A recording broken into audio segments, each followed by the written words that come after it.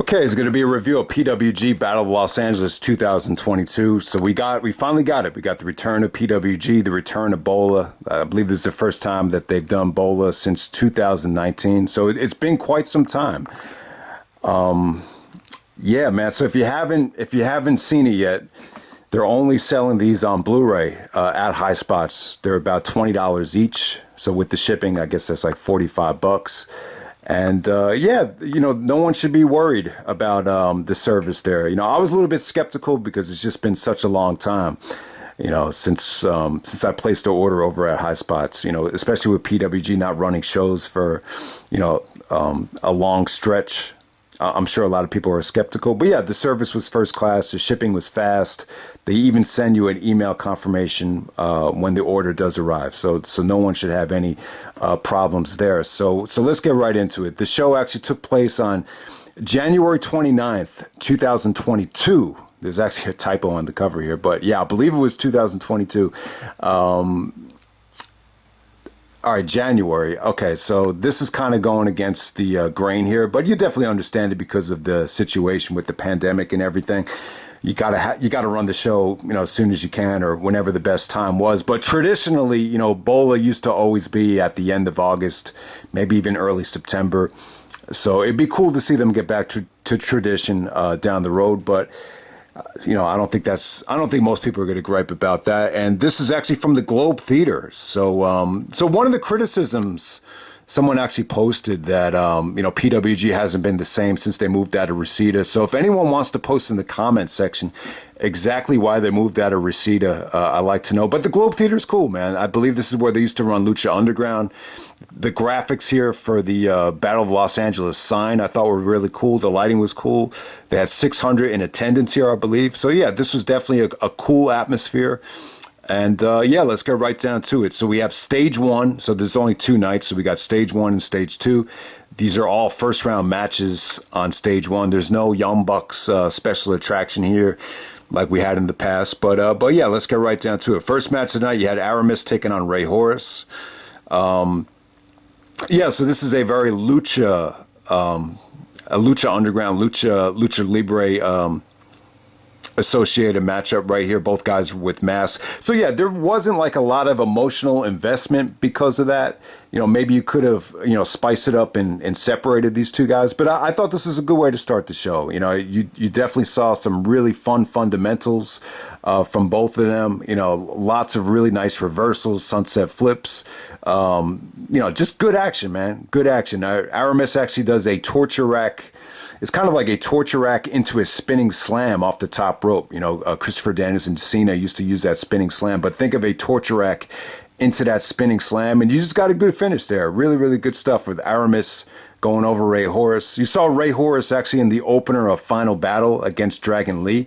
I would even say this was, maybe even slightly better than that matchup right there. So yeah, we started off with the bang. Okay, next up we got Blake Christian taking on Wheeler Yuta. So yeah, first time seeing Blake Christian, and yeah, I was pretty impressed. I thought he worked his ass off. You could definitely tell he's a student of the game.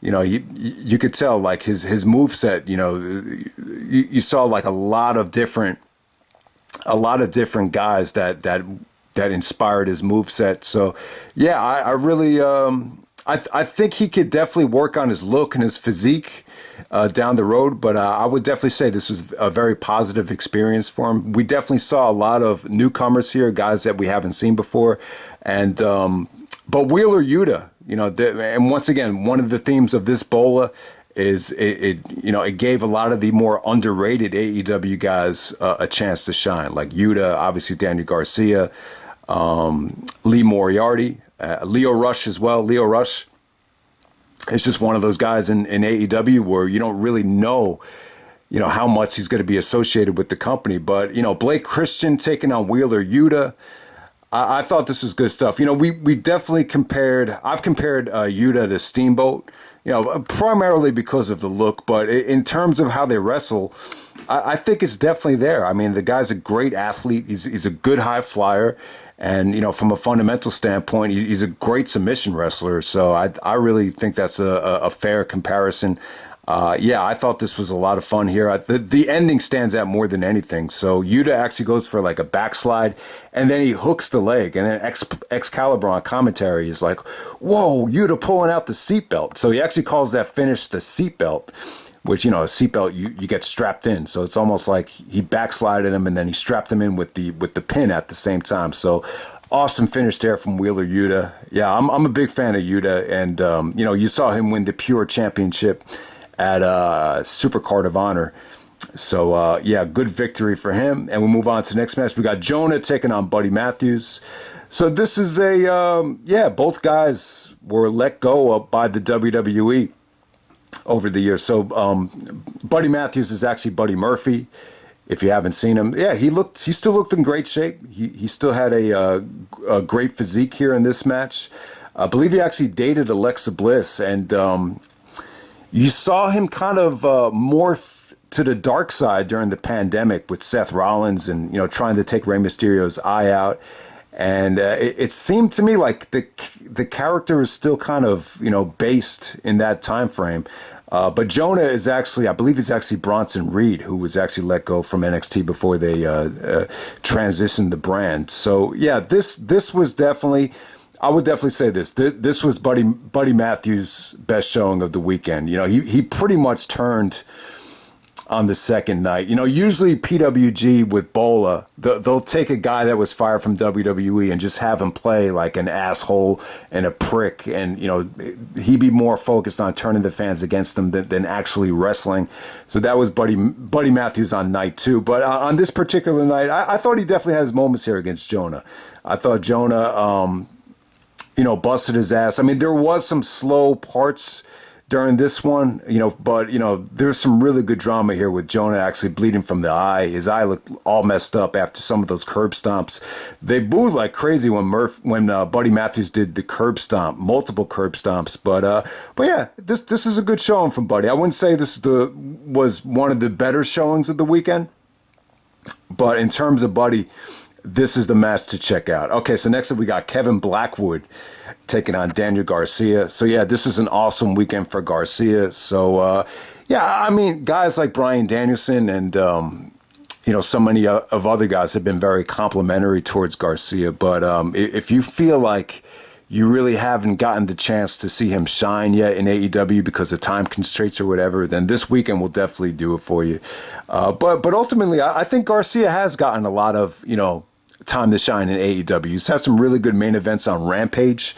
But if you really want to see the full arsenal of Daniel Garcia, definitely check out the this weekend here. This was just great for a guy like him. Okay, so I got to say Kevin Blackwood impressed me, man. I would say out of all the newcomers, he was probably the most impressive. I believe his nickname is actually the Crippler. So Excalibur on commentary, he actually talked about how both of these guys, had to, come back from major injuries. So, maybe Blackwood was inspired by Benoit. He looks a little bit young to be a Benoit fan, but the fact that his nickname is the Crippler, it makes you wonder, because he busted out a series of German suplexes, and I thought he looked crisp though, man. The guy, he's more of a combination of Danielson and Benoit in terms of his moveset. Really crisp suplexes, crisp kicks from Blackwood. So if you haven't seen him yet, I would say he's like the male version of Ruby Soho. I mean, he's got like pink hair, lots of tattoos, very, very skinny, but he's toned and he's pretty strong for as small as he is, though. I mean, he's not small, but he's not like a jacked up dude. But yeah, him and Garcia had a really good match right here. I just thought it was crisp, very submission oriented in terms of Garcia busting out the sharpshooter. Yeah, Garcia does one of the best versions of the sharpshooter I've ever seen. It doesn't look bad like we've seen some other people do it over the years. And just really, really good. Transitions into the choke from Garcia to put this thing away and go over. But yeah, I got to say, man, this Kevin Blackwood dude, I thought he was the most impressive out of all the guys I haven't seen yet. So definitely check that out. Okay, next up we got Jack Cartwheel taking on Leo Rush. I wasn't crazy about this. It seemed like some of the fans were getting on, I don't want to say they were getting on Leo, but Leo actually stopped the match and went out of his way to kind of rub it into some of the fans' faces. But I'll tell you, so most people probably haven't seen Jack Cartwheel yet. I would compare him to kind of a different version of Matt Cross. He just reminds me of one of these guys at the gym that just has a really good attitude and, isn't afraid to just do what he wants to do. But, he's more of a gymnast, does a lot of flips. And he definitely had his moments here, man. He actually did a backflip into a deadlift German. I thought that was impressive. Yeah, I mean, I wouldn't, sometimes when these guys that you could tell they're primarily gymnasts, they get criticized for not being like a combat warrior. So, I mean, obviously I think there's going to be a little bit of mixed feelings on him. But yeah, him and Lio Rush, man, they had a good athletic match, lots of suicidal dives from Lio. And Lio does go over. I wouldn't say the match was great, but if you like high flying, it was a pretty nice showcase of high flying from both guys. Okay, next up we got Black Taurus taking on JD Drake. So if you haven't seen Black Taurus, he's got this really, really cool looking mask with horns. He's definitely looks like he's out of ancient biblical times. Like definitely looks like a caveman or a barbarian, that type of look. I thought he looked good here. I definitely thought he was the better performer here.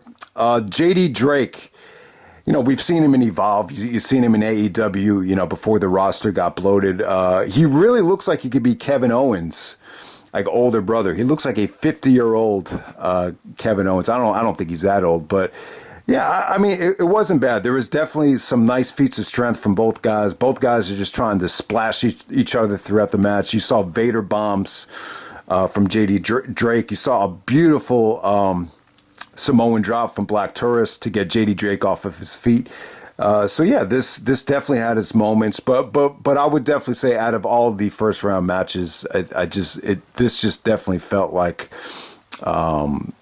it dragged at certain points, but yeah, Black Taurus goes over JD Drake, and then we move on to Lee Moriarty taking on Alex Shelley. So Lee Moriarty is actually calling himself all caps. That's actually, I believe he got that from MF Doom. That was MF Doom's gimmick. That's a rapper that died during the pandemic, which it just seems like MF Doom's popularity in terms of his legendary status has even grown since his death. So want to shout out him for that. So Lee Moriarty and Alex Shelley. You saw Moriarty have that really good match with Jay Lethal at Supercard of Honor. For whatever reason, this wasn't as good. It wasn't as crisp. It definitely felt like Shelley took the crowd out of this match. Shelley's actually a little bit more jacked up than I've ever seen him. He's got long hair now. Yeah, more jacked up, more muscle bound. I would definitely say less body fat, but it really didn't resonate in a better match quality here. It just really felt like Shelley and the fans, some sort of negative connection. I don't know what happened. Maybe at one of the prior PWG shows that might have explained the lack of just a lack of support for Alex Shelley. But nonetheless, I just felt like Moriarty just had better moments in some of the other matches I've seen him in. This was definitely good stuff from Moriarty, but I just felt like something was just holding this back. There were some really good transitions out of the Border City stretch from both guys. I thought Moriarty had a good showing, but it was just lacking that explosion that you remember him having against Lethal. But ultimately, Shelley actually counters the Border City stretch from Moriarty into a Oklahoma roll to get the pinfall. So yeah, the fans didn't really like it. It definitely felt like maybe they watered it down because they wanted the main event to get all the praise and all the spotlight. But I got to say this. I guess you want to credit Excalibur. I'm not sure who else is booking PWG aside from Excalibur. Excalibur did an awesome job on commentary. I think even with his exposure in AEW, it could really be beneficial to PWG down the road, especially if they're able to co-promote with them. But we'll see what happens. But I got to say, I think this was a situation where, maybe because of the cost of the shows and just the state of the business, maybe a lot of people would skip night one and just buy night two. So it's very smart to put Bandido up against Speedball and Mike Bailey in the most attractive, by far, this is the most attractive first round matchup right here. And, because ultimately you could argue that both Bandido and Mike Bailey should have advanced in this tournament, but it's probably more important to deliver that amazing main event on night one. So you give people more of an incentive to buy the show, and that's what it did right here. So without a doubt, I got to say this about Bandido. I would actually say this match was even better than his match with Jonathan Gresham from Supercard of Honor, which I loved. I would say that was more wrestling based. This was just a little bit of everything here, but ultimately this is just an exciting, high flying main event right here. It's just if you like spots, if you like action. Once again, Bandido. He's not just a high flyer though. He's a good, really good submission wrestler. There was some really good drama with some of the rope breaks here, with Bailey getting to the ropes. So once again, like if you were in the crowd, if you didn't know spoilers, this could have went either way. It definitely felt like either guy could have advanced here. You know, the funny thing is, Speedball actually was in the main event of Bola in 2015. And Excalibur was talking about how, Zack Sabre Jr. won it. And, but that was 2015. It was almost 7 years ago. And God, it doesn't feel like it was that long ago. But I would definitely say Speedball definitely he's definitely improved his look. Like I thought both of those guys, Trevor Lee and Speedball, definitely had a ways to go with improving their look. Speedball's definitely done that. He definitely looks more like a star now. I'll definitely say that. But yeah, just mind-blowing stuff here. Mind-blowing spots. Probably the sequence of the match is when Bandido goes for that springboard. He basically goes for like a springboard flip into a German suplex. Speedball actually flips over and counters it into a set of like Taekwondo kicks. He definitely has a great Taekwondo background. They talked about that. But yeah, I mean, the reverse Rana on the edge of the ring apron looks scary as hell, but the way Speedball did it, like he took his time and he didn't rush it, and I'm just like, man, thank God. It's like, it's better to be safe than sorry, because I don't know, man, that looked nasty as hell, looked dangerous, but yeah, awesome match right here. It actually ends with Bailey going over. He does like this shooting star press where he digs both of his knees into Bandido's chest, and awesome ending right there, man. So yeah, this was great stuff. This is by far the match of the night. If you're gonna check out one match from the show, definitely check out Bandido and Mike Bailey. It's got a little bit of everything, but for the most part, it's just a great high flying match. I would even say this is better than Bandido's match with Jonathan Gresham from Supercard of Honor. Definitely more satisfying. That match, I guess it had a little bit of mixed feelings to it, but wrestling wise, it was a masterpiece, I thought.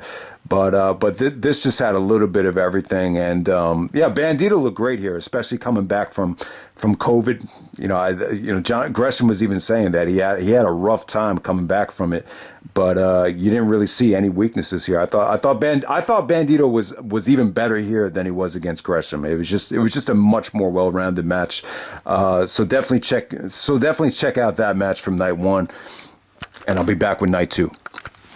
Okay, moving right along to the final stage for night two. We start off with the quarterfinal matches, and yeah, the crowd was awesome for this opener right here. It just felt like there was a lot more people there for night two, and it just felt like you had an extra layer of spice in the air. So you had Aramis taking on Black Taurus, which is a hell of a matchup. Aramis really impressed me. I don't remember.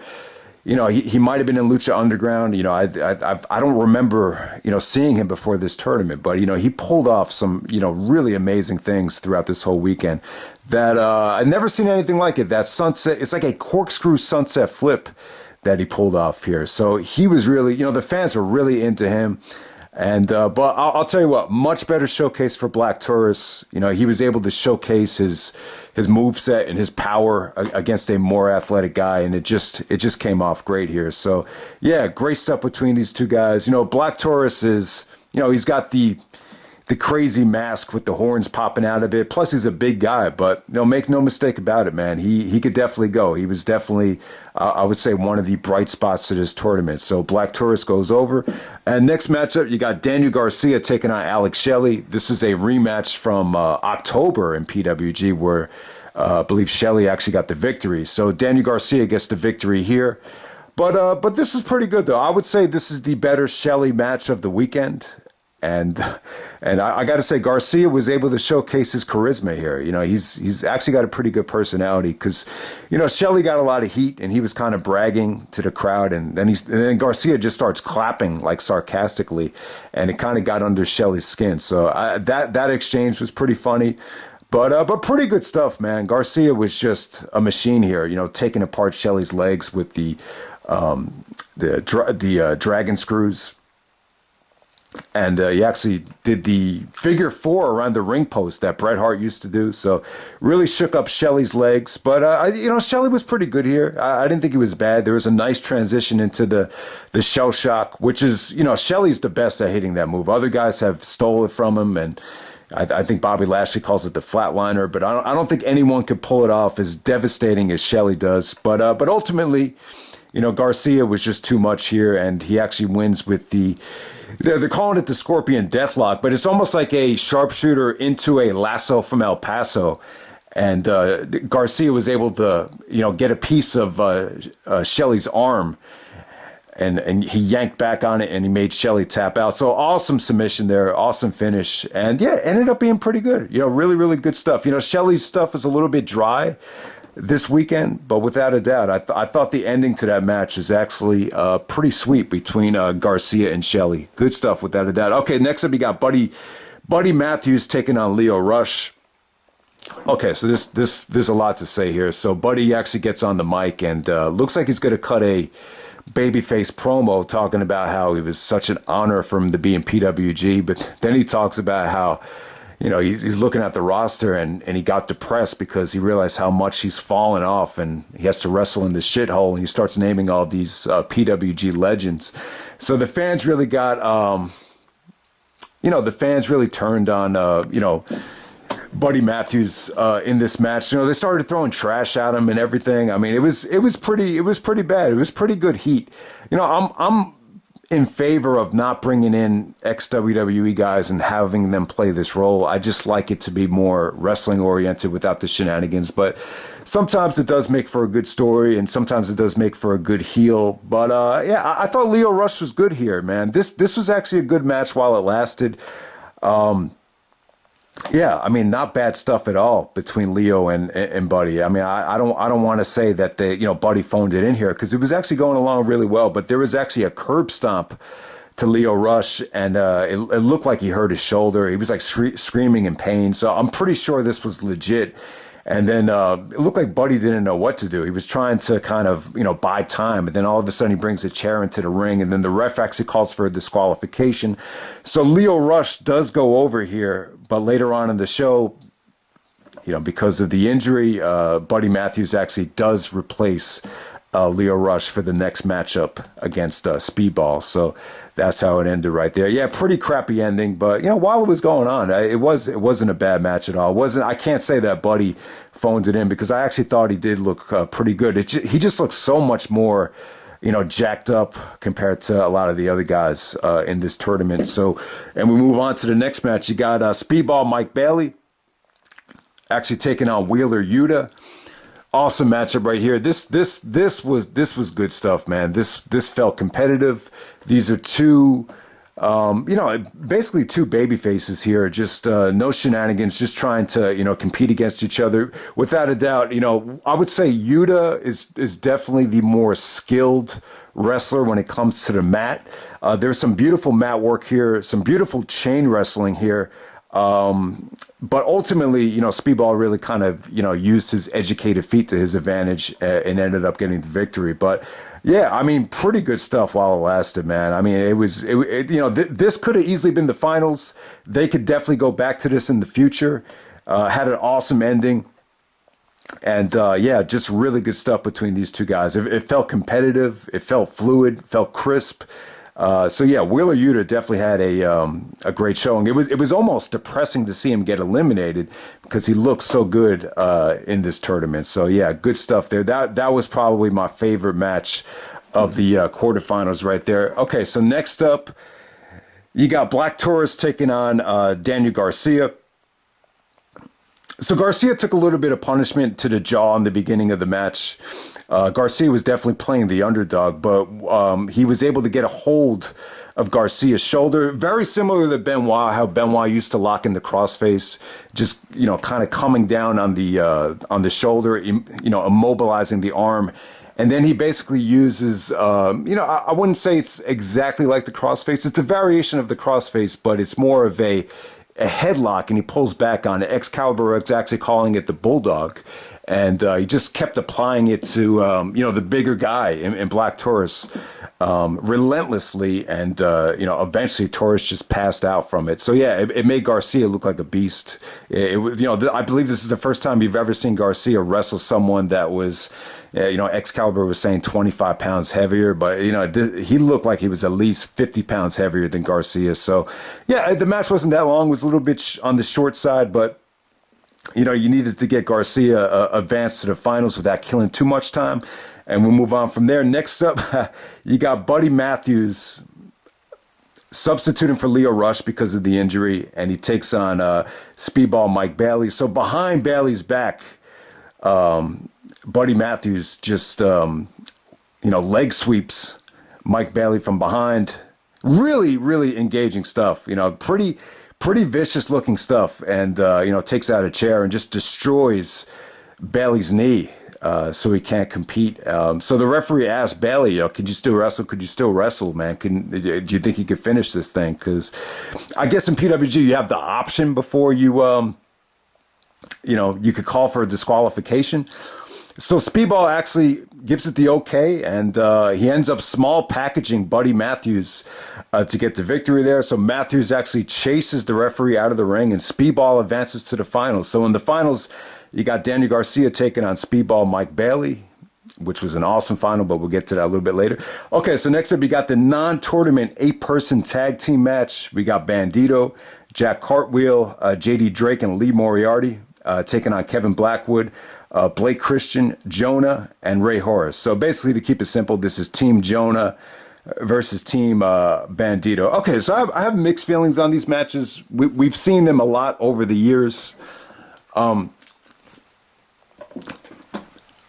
lot of times they become comedy matches. In a lot of different years, they did a slow motion thing to kind of it's just filler. That Kenny Omega made the point in 2008, we're all losers. So who gives a shit about this match? And, that match ended up being a disaster with Davey Richards actually breaking the rope after sending Kenny Omega into the ropes from an Irish whip. And, the ring broke for the main event of 2008. So that kind of went through my head in this match, because there was a sequence here where I think it was Jonah. He was actually going for a Vader bomb onto the outside. And it's so much weight, springing off those ropes. I was like, man, just don't break the ropes. We need those ropes for the main event. But thank God the ropes didn't break. But it just definitely felt like they were going to break for this match. But yeah, this is tough, man, because this had some comedy elements in it. But at the same time, this is an important match for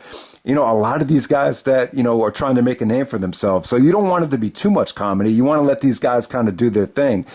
And I'll tell you what, man. This Jack Cartwheel spot was incredible. I mean, you have to see it to believe it. So I'm actually going to use it. The now shipping thing that you see in the background for the video. You could actually see the spot on it. But Jack Cartwheel actually goes on the top of the balcony. He goes for like a crossbody onto everybody on the outside, and he gets intercepted with an ace crusher. And they land on all the guys on the outside. So it was really cool. Excalibur seemed to have a tough time really putting it over, maybe because it was late in the show and the crowd did chant holy shit. But God, that's got to be one of the more memorable spots that PWG's ever done at Bola. So yeah, if you were there live, let me know how that came off. It looked really cool. But yeah, I mean, that was definitely the most memorable part in the match. I believe it was Blake Christian. He went for a kind of a torpedo, a tope, and he looked like he landed on his head, and then the crowd just went silent. It was just really, really silent stuff. Then they did this, instead of doing the slow motion, this is awesome stuff, they were going for like stills, like freeze, like freeze captures, if that makes any sense. And it was kind of weird, but it got over pretty well. But yeah, this was a mixed bag. I thought it was fun. I didn't think it was great. But you know, sometimes these non-tournament matches, it's tough to really get invested because it's more of a consolation match. But you know, I understand this was an important match for a lot of guys out there. It sucked not to have Bandido advance. I definitely think he could have been used in a quarterfinal match or a semifinal match. But at the same time, like I said, man, you want to guarantee that must-see main event on night one, and that's what they did. Okay, moving right along to the finals, we got Daniel Garcia taking on Speedball Mike Bailey. So Bailey is selling the shit out of the ankle injury caused by Buddy Matthews. I mean, it was a vicious hit, and but I'll tell you what, though, it didn't take away from the match. You know, ideally, I would have loved to see Garcia versus Bailey at full strength to see what they can do. The selling only added to the story, so I don't want to act like the selling took away from the match. I'm just saying my preference would be just to have both guys healthy, but the silver lining to this is you could always do a rematch, and next time you could promote, you know, this time Bailey is healthy whenever they do have a rematch. But awesome stuff right here. I'm going to say this, from what I've seen, this has got to be the best finals in the history of Bola. I mean, as much as I loved Loki versus Chris Hero with the rope breaking, this might have been even better. I thought this was awesome stuff. Garcia went out there and proved that he's definitely one of the best wrestlers in the world. You could tell he's hungry. You got the post-match promo with him saying that he wants to be the best in the world. And after watching this, it's like, man, you could do it. I mean, I think he's that good. I mean, he doesn't have like the ideal WWE look, but you know, who really cares? This guy is, you know, he proved it, man. He's vicious, but at the same time, he's as skilled as, you know, anybody in the business right now. And yeah, so I thought he was awesome here. I mean, him and Bailey had an incredible match. So yeah, Bailey sold the shit out of his legs, but it didn't take away from the match at all. He was still able to hit some beautiful moonsaults out of nowhere that all made sense. You know, sometimes when you're selling the knee, you know, that you know, busting out a moonsault is sometimes like the most appropriate thing to do. So, and you know, there was a sequence right by the stage where Garcia had him locked in the sharpshooter and he was tapping out, but you had to make him tap in the ring, and Garcia was just relentless. He was like, he's tapping. I'm not letting go of this because he's tapping. And yeah, but once they got back into the ring, just, you know, breathtaking stuff. You know, Bailey actually hits this. It's like a backpack. It looks like he's going for a backpack neck breaker, and he transitions it into the Shingo Welcome to Japan. And Excalibur actually calls it the flamingo breaker. That was an awesome spot. That is an amazing finisher. Yeah, Garcia kicked out of that, and you know, that shooting star press that Bailey does, where he gets his you know, feet up into Garcia after the shooting star press. You know, so all that stuff was just, you know, some amazing high spots from Speedball. So Speedball's a hell of an athlete, man. He was incredible here. But you know, ultimately this features some really amazing rope breaks. You know, Speedball is just selling the shit out of the knee, and you know, some of those rope breaks with the that bulldog headlock that Garcia was applying, which is, you know, some must-see rope breaks. Good drama. The crowd was, you know, fully invested, and you know, the finishing sequence when Bailey taps, it was awesome because he tapped right away. He taps right away to that sharpshooter. It's like more of a sharpshooter, you know, combined with a lasso from El Paso. Excalibur actually calls it a you know, more of a scorpion deathlock. But you know, either way, man, I gotta say, Garcia, he busts out that sharpshooter. I would say, you know, maybe even just as good as Bret Hart, you know. So someone go tell Bret Hart on Twitter that we finally found someone that could do the sharpshooter better than Bret. I'm sure he'll disagree with that and say, "What are you, nuts?" But I'll tell you what, man, the post-match promo was awesome. That tap-out finish was, you know, just incredible. I can't even do it justice. I thought this was incredible stuff. I thought both of these main events on night one and night two were definitely must-see stuff. And it was cool because you got to remember, Bailey was actually in the finals of 2015, and Garcia was even talking about how, he grew up a fan, and, he used to watch Battle Los Angeles in his living room, and, he's not too far removed from, being a high school kid watching Mike Bailey in the finals, and now he's actually competing against him. So it's really cool. This is the first time I think I can remember someone even saying that they grew up, maybe Tyler Black did it in Ring of Honor, but someone grew up watching PWG as a kid, and now they're finally in the finals. It just shows you how much history, how much legacy, how much importance that this tournament has. And Garcia even said that PWG is the greatest independent wrestling promotion of all time. I thought that was cool. I would say this: if you're going to go 2003 to 2010, I would go with Ring of Honor. If you're going to say 2010 to 2017, I would give PWG the edge. So I don't have a problem with him saying that. But hey, the bottom line is, man, I don't know how some people are going to feel about the tournament as a whole, but I would tell you this: Daniel Garcia, Mike Bailey, Wheeler Yuta, some of the guys that normally don't get that much of a chance to shine in AEW.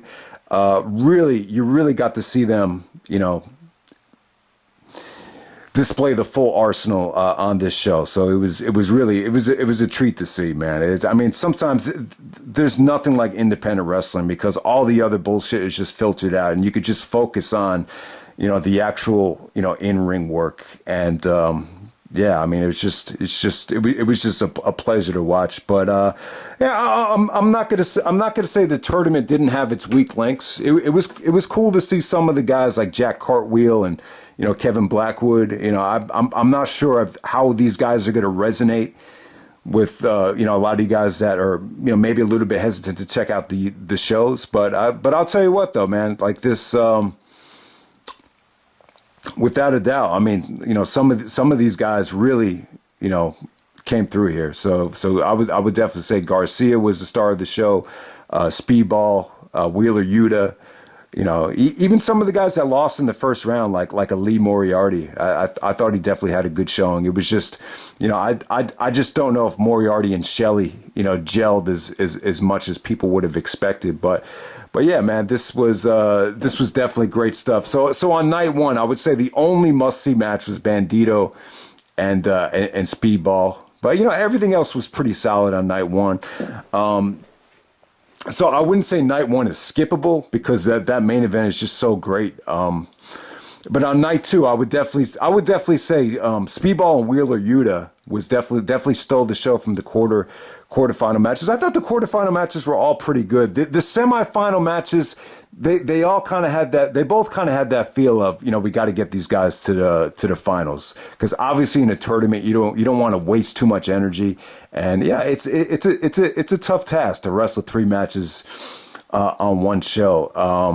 I would definitely say the non-tournament match, from a visual standpoint, from a spot standpoint, I would definitely say it's must see. I don't know if we've ever had a more memorable spot at Bola than that Jack Cartwheel Ace Crusher interception. It was really cool to see. And then the final. I got to say the finals.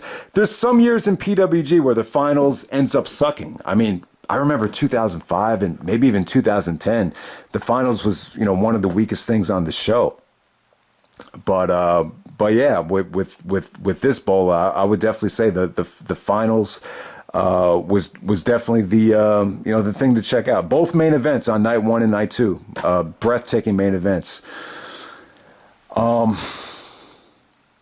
I will say this: it was refreshing to see one-on-one in the finals. I think the last. I guess since 2014, I didn't see 2018 and 2019, so I don't know what went on there. But from 2014 to 2017, we had 3-way dances for the finals, so it was just refreshing to see one-on-one in the finals. So without a doubt, man. So Bryan Danielson